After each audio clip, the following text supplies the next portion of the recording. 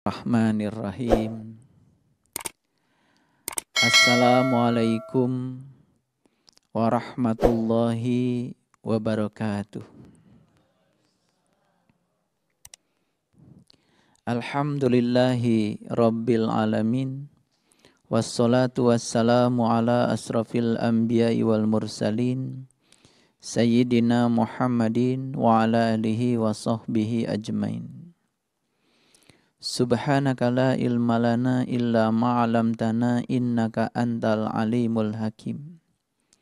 Subhanakallahumma rabbana wa bihamdika asyhadu an la ilaha illa anta astaghfiruka wa atubu ilaih. Astaghfirullahaladzim, astaghfirullahaladzim, astaghfirullahaladzim. Allazi la ilaha illa huwal hayyul qayyum wa atubu ilaih. Min jami'il ma'asi wa dhunub. La hawla wa la quwata illa billahil aliyyil adim. Kita telah diberikan modal untuk menjadi cerdas oleh Allah yang bernama pikiran. Tugas pikiran adalah memahami. Tetapi terkadang suatu saat tugas pikiran untuk memahami mungkin harus dihentikan, harus diistirahatkan. Karena terkadang segala sesuatu yang coba untuk dipikirkan, terutama hal-hal yang melampaui batas, dengan pikiran yang terbatas mungkin tidak akan terjangkau lagi. Oleh karena itu pada titik tertentu tugas-tugas memahami dari pikiran mungkin suatu saat harus diistirahatkan. Dan yang luar biasa dari pengalaman saya, ketika kita mampu mengistirahatkan tugas pikiran untuk memahami, malah justru pikiran ini lebih mudah untuk memahami. Karena saat itu pikiran menjadi tenang. Saat itu pikiran menjadi tidak berisik lagi. Ketika pikiran sedang hening, bening, justru yang dominan di dalam diri kita adalah jiwa kita. Sehingga aliran pengetahuan dan pemahaman pada pikiran akan mengalir dari jiwa kita. Dan itu yang mengalir melampaui pikiran orang kebanyakan. Yang mengalir ke dalam pikiran malah justru melampaui ekspektasi kita. Di situ yang mengalir adalah intuisi dan pemahaman-pemahaman yang melampaui batas. Itulah barangkali kenapa di dalam dunia spiritual banyak orang mengajarkan no mind, no self, tanpa pikiran, melampaui pikiran. Dalam bahasa kerennya sering disebut dengan meditasi. Dan meditasi itu pada dasarnya adalah melampaui pikiran. Kalau kita mendengarkan syair lagu yang disampaikan tadi, kita hanya akan bisa menemukan kedamaian apabila kita sudah menyerahkan hidup dan mati kita kepada Allah. Kelihatan syair yang dinyanyikan tadi biasa bagi orang kebanyakan. Tetapi bagi orang yang hidup dengan penuh kesadaran, itu kata-kata yang sangat menyentuh. Bisa jadi kalau saya mengatakan itu adalah intisarinya kehidupan. Itu sebabnya dalam ajaran Islam kita diajarkan oleh satu ayat yang berbunyi la tamutunna illa wa antum muslimun. Janganlah kau mati kecuali sudah menjadi orang yang berserah diri. Jadi muslim itu adalah gelar yang diberikan Allah untuk orang yang sudah bisa berserah diri. Jadi muslim itu bukan sekedar pengakuan kita, tapi muslim itu adalah gelar. Yang mengaku kita muslim atau tidak muslim tentu saja Allah. Jadi Allah lah yang paling tahu siapa yang muslim, siapa yang tidak muslim. Sehingga sangat mengherankan kalau ada orang kemudian melakukan klasifikasi muslim dan non-muslim. Karena sesungguhnya menurut Al-Quran, muslim dan non-muslim bukan justifikasi manusia. Dan itu sesungguhnya adalah justifikasi Allah.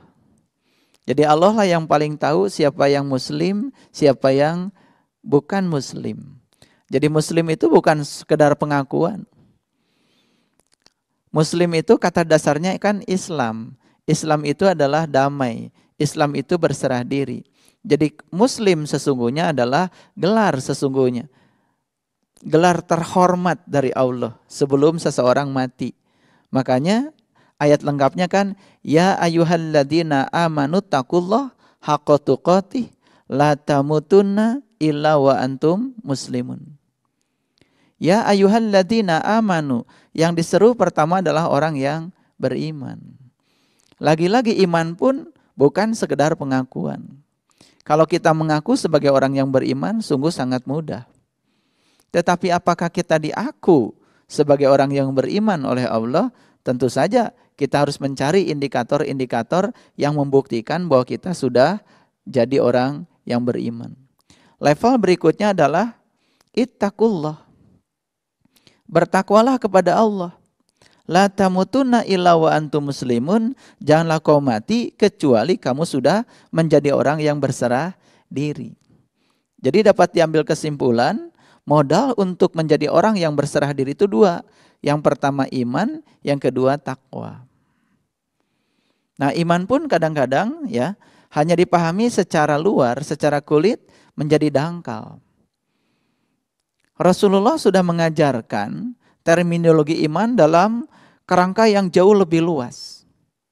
Yang wujud terakhirnya iman itu adalah pelayanan dan kasih sayang. Yang wujud terakhirnya itu iman itu adalah kepedulian pada orang lain. Dan iman itu oleh Rasulullah sendiri tidak ada dikaitkan dengan ritual-ritual agama. Karena ritual agama itu bagi para nabi dan para rasul adalah sarana untuk membuat seseorang menjadi peka terhadap orang lain. Dan puncaknya iman adalah kepedulian pada sesama. Oleh karena itu, ya, persembahan kepada Allah yang paling agung adalah ya menolong orang-orang yang butuh pertolongan. Karena Allah menyatakan dalam Asmaul Husna, beliaulah yang zahir, beliau juga yang batin. Yang luar biasa, ya, pelajaran dari Allah dari fakta ke konsep. Bukan dari konsep ke fakta, dari fakta ke konsep. Beliau menyatakan ad-dhahiru al-batinu. Dari fakta ke konsep, dari dohir ke batin. Luar biasa. Jadi kalau kita mendengarkan lantunan syair lagu tadi itu dengan penuh kesadaran, hening, bening pikiran kita. Kata-katanya sangat luar biasa. Serahkanlah hidup matimu kepada Allah, maka hatimu akan menjadi damai. Dan ini perlu kupasan yang lebih dalam. Lalu modal untuk menjadi orang yang berserah diri itu tadi dua. Satu iman, yang kedua adalah takwa. Takwa sendiri hurufnya ada 4. Huruf yang pertama adalah ta. Kalau orang-orang bijak mengatakan ta itu singkatan dari tawadhu.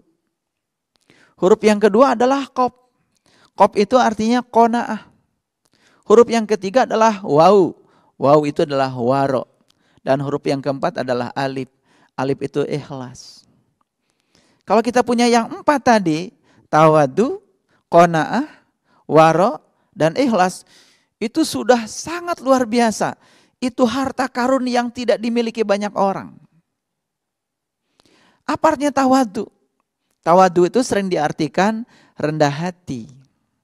Bukan rendah diri, rendah hati. Karena rendah hati itu adalah satu-satunya bakat yang harus dijunjung tinggi. Karena lewat kerendahan hati hidup menjadi mudah. Orang yang menyatakan dirinya siapa, lalu ada kesombongan dalam dirinya, sulit.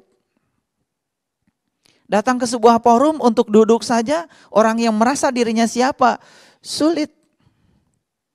Kalau semua kursi sudah penuh, pasti dia akan marah. Mana kursi buat saya?